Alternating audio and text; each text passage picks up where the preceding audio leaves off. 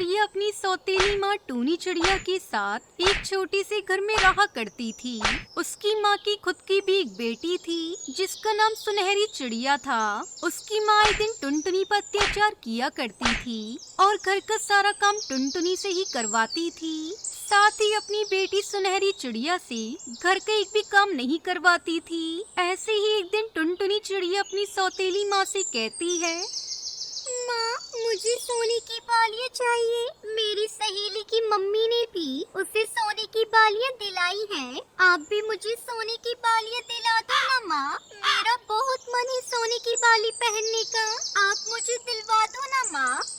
हाँ हाँ, पैसे तो पेड़ पर लगे हैं। या तेरी माँ यहाँ बहुत सारा पैसा छोड़कर गई है जो मैं तुझे सोने की बालियाँ दिला दूँ। और तेरी हिम्मत भी कैसे हो रही है सोने की बाली मांगने की। जा जाकर अपना काम कर। कहानी में आगे बढ़ने से पहले एक माँ जो खुद तो भूखी सो जाएगी लेकिन अपने बच्चों को कभी भूखा सोने नहीं देगी, उस माँ के लिए इस वीडियो को लाइक करके चैनल को सब्सक्राइब कर देना। माँ, दिला दो ना, एक बालिया ही तो चाहिए मुझे। अरे जा अपने बाप के पास। अगर मेरे पास पैसे होते तो मैं सबसे पहले अपनी बेटी को सोने की बालियाँ दिलाती, ना कि तुझे दिलाती।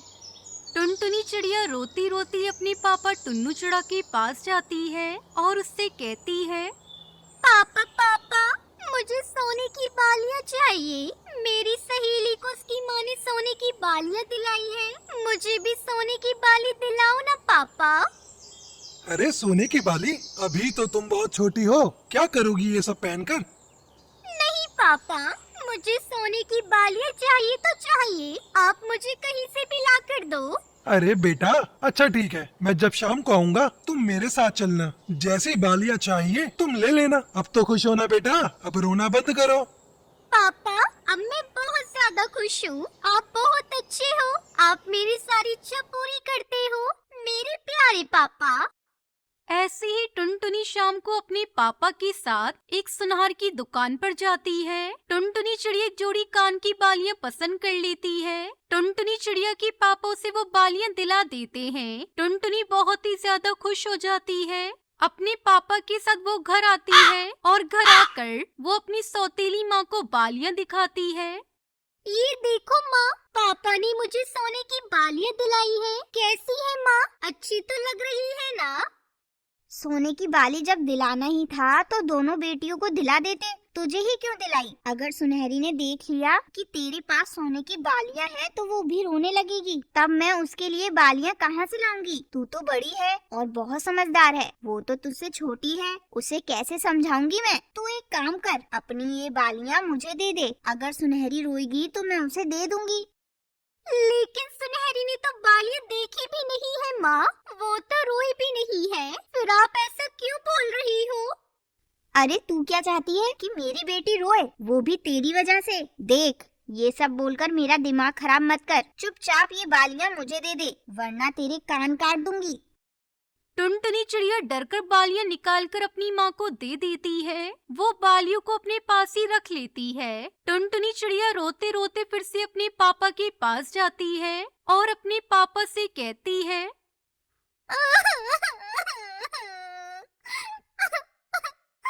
पापा, जो बाली आपने मुझे दिलाई थी वो मैंने सुनहरी को दे दी। आप मुझे दूसरी बालियां दिला दो ना, मुझे भी बालियां चाहिए।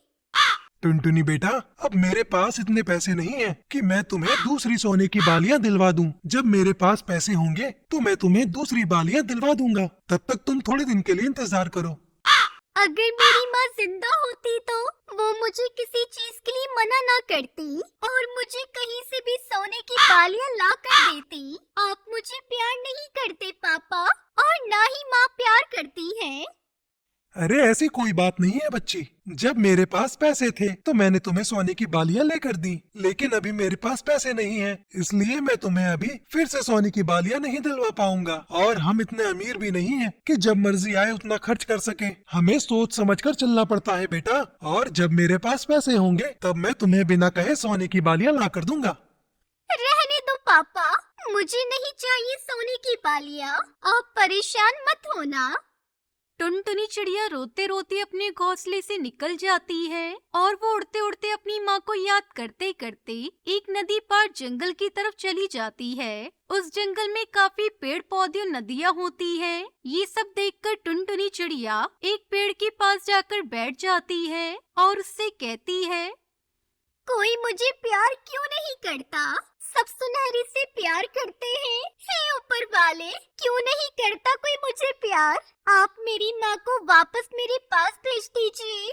तभी एक पेड़ टुनटुनी चिड़िया से कहता है, क्या हुआ टुनटुनी बेटा, तुम रो क्यों रही हो? पेड़ की आवाज सुनकर टुनटुनी चिड़िया हैरान हो जाती है और पेड़ से बोलती है, तुम पेड़ होकर भी बोल सकते हो? ये कैसे हो सकता है? हाँ, क्योंकि मैं एक जादुई पेड़ हूँ। मैं बोल सकता हूँ और तुम्हें सुन भी सकता हूँ। कौन से जादुई पेड़ हो तुम? मैं जादुई सोने के गहने का पेड़ हूँ। मेरे पेड़ पर बहुत से गहने लगे हैं। तुम चाहो तो मैं तुम्हें भी दे सकता हूँ। क्या? ये क्या कह रहे हो तुम? तुम्हारे पेड़ पर तो कोई गहना नहीं लगा है। मुझे तो नहीं दिख रहा। टुनटुनी चिड़िया, मेरे पेड़ पर जो गहने हैं वह तुम्हें तभी दिखेंगे जब मैं खुद तुम्हें वह गहने देना चाहूँगा, वरना वो गहने किसी को नहीं दिखेंगे। ऐसा भी है क्या? लेकिन मुझे गहने नहीं चाहिए। मुझे सिर्फ सोने की बालियाँ चाहिए। तुम कितनी अच्छी चिड़िया हो। वैसे तुम चिंता मत करो, मैं तुम्हें बालियों के साथ साथ और भी बहुत से गहने दूंगा। तुम्हें भविष्य में जब भी जरूरत हो तुम मेरे पास आना। मैं तुम्हें वो सब दूंगा जो तुम चाहते हो। क्या सच में ऐसा है? हाँ सच में, लेकिन तुम्हें मुझसे एक वादा करना होगा और मेरा एक काम करना होगा। तुम एक भली चिड़िया हो और मुझे पता है तुम मेरा ये काम कर दोगी। काम? कौन सा काम है? मेरे से थोड़ी सी दूर एक पपीते का पेड़ है। उसे कुछ पक्षी काटने वाले हैं। तुम्हें उस पेड़ को काटने से बचाना है। बोलो, बचाओगे उसे? ठीक है, मैं पपीते के पेड़ को जरूर बचाऊंगी। इतना कहकर टुनटुनी चिड़िया पपीते के पेड़ के पास जाती है और उस पर बैठ जाती है। तभी दो चील पेड़ को काटने के लिए वहाँ आते हैं। उन्हें देखकर टुनटुनी चिड़िया उनसे कहती है, अरे चील भाइयों, तुम्हें ये पेड़ काटकर क्या मिलेगा?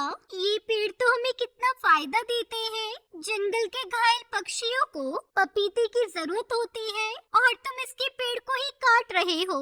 ऐसा मत करो, फिर तुम्हें कभी भी पपीते खाने को नहीं मिलेंगे। चील भाई, ये चिड़िया सही कह रही है। वैसे भी जंगल का कोई पक्षी बीमार होता है तो हम इसी पेड़ से पपीते लेकर उसे खिलाते हैं और वो पक्षी ठीक हो जाता है। चलो हम कहीं और जंगल में चलते हैं। जो पेड़ किसी काम का नहीं होगा हम उसी को काट लेंगे। इतना कहकर वो दोनों चील वहाँ से चले जाते हैं और टुनटुनी चिड़िया वापस जादुई गहने के पेड़ के पास पहुँच जाती है। वाह टुनटुनी चिड़िया, तुमने तो बड़ी समझदारी से पपीते के पेड़ को बचा लिया। ये लो तुम्हारी सोने की बाली। इस तरह टुनटुनी चिड़िया को अपनी मनपसंद सोने की बाली मिल जाती है और वो खुशी खुशी अपने घर लौट जाती है।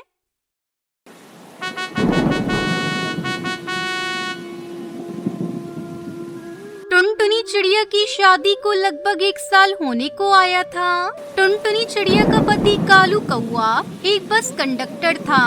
टुनटुनी चिड़िया के परिवार में उसका पति कालू कौआ, उसकी सास टूनी चिड़िया और एक ननद पिंकी चिड़िया थी। परिवार में कमाने वाला सिर्फ एक उसका पति कालू कौआ था। जैसे तैसे ये परिवार अपने दिन गुजार रहा था।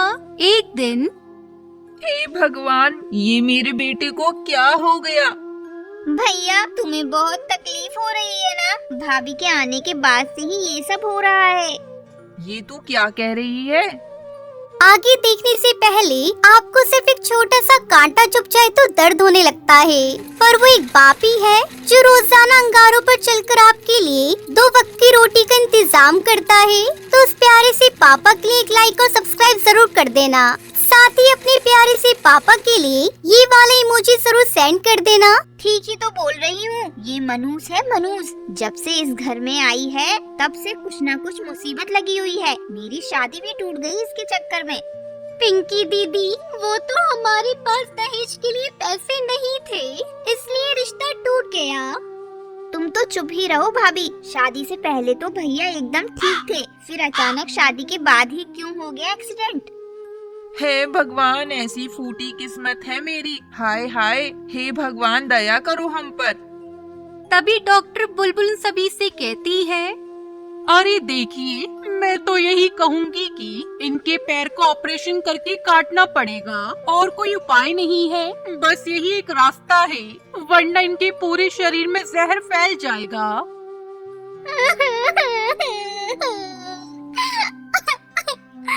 अरे ये क्या बोल रही है डॉक्टरा?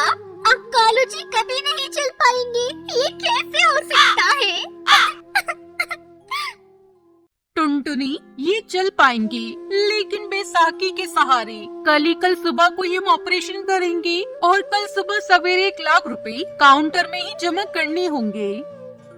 अब टुनटुनी बहू, इतने पैसे हम कहाँ से लाएंगे? पैसों का इंतजाम हो जाएगा डॉक्टर साहब, आप ऑपरेशन करिए। लेकिन कैसे बहू? माँ जी, मेरी शादी के गहने तो है ना, हम उसी को बेचकर कालू जी को ऑपरेशन करवाएंगे। बहू रानी, ये गहने तो तुम अपने मायके से लाई हो और भविष्य में यही तुम्हारे काम आएंगे। माँ जी, आपका बेटा ही मेरा भविष्य है। उसके बाद कालू कौवे का ऑपरेशन हो जाता है और वो अपने घर आ जाता है। तभी टुनटुनी चिड़िया की सास कहती है, बहू, अब हमारा परिवार कैसे चलेगा? घर पे अब कोई भी कमाने वाला नहीं है। तेरे बाबूजी के जुड़े पैसे भी मेरे पास खत्म हो गए हैं। माँ जी, आप फिक्र मत करो, मैं हूँ ना। तभी कालू कौवा टुनटुनी चिड़िया से पूछता है, तुम कैसे करोगी? जैसे तुम करते थे। क्या? मैं कल ही जाकर बस के मालिक कड़कनाथ सेठ से बात करूंगी।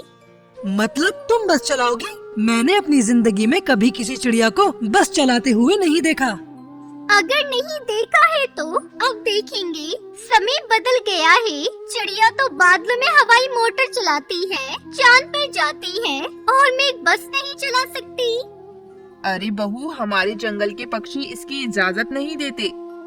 लेकिन माँ जी, हमारे जंगल के पक्षी तो चिड़िया को पढ़ने भी नहीं देते थे, लेकिन आज देखो, घोंसले की हर पक्षी की बेटी आज पढ़ रही है। टुनटुनी, बस में तरह तरह के पक्षी सफर करते हैं, उन सबको तुम कंट्रोल नहीं कर पाओगी, समझी? मैं कर लूंगी कालू जी, एक बार मुझे मौका दीजिए। ठीक है, तुम मेरे सेठ के पास चली जाओ, वो तुम्हें मेरी जगह काम दे देंगे। अगर तुम्हें उन्होंने मना कर दिया तो तुम कहीं और मत जाना बस चलाने। कड़कनाथ सेठ जी एक भले पक्षी हैं। ठीक है कालू जी, मैं कल ही सेठ जी से काम की बात करती हूँ। तभी ये सब बातें पिंकी चिड़िया सुन लेती है और वो टुनटुनी चिड़िया से कहती है, तुम बस ड्राइवरी करना चाहती हो? पागल तो नहीं हो गई हो क्या? इसके अलावा कोई उपाय भी तो नहीं है?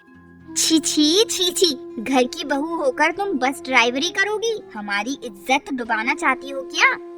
इसमें इज्जत डुबाने वाली क्या बात है? अगर मैं काम नहीं करूंगी तो हमारा घर कैसे चलेगा?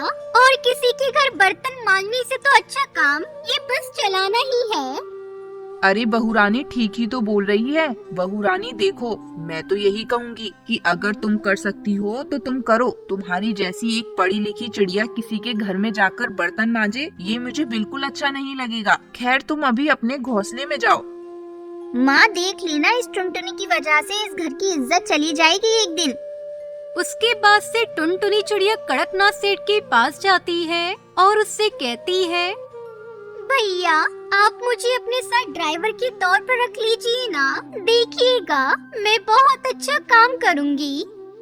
अरे तुम एक चिड़िया हो, तुम ये बस का काम नहीं कर पाओगी। तरह तरह के पक्षी आते हैं यहाँ पर।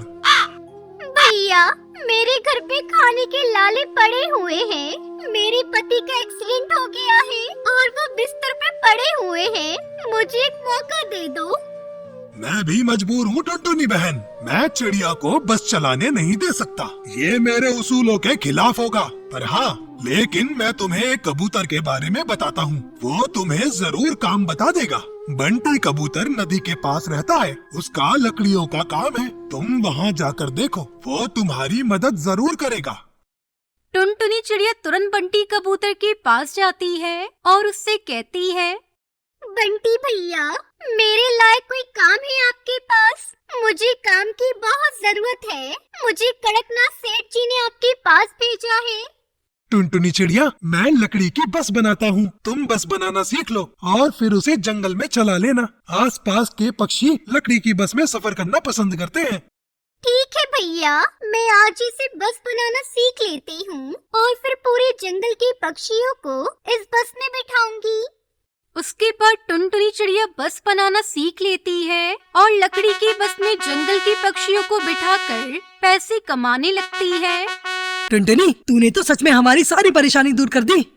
इस तरह टुनटुनी चिड़िया लकड़ी की बस चलाकर अच्छे पैसे कमाने लगती है और खुशी खुशी अपने परिवार के साथ रहने लगती है।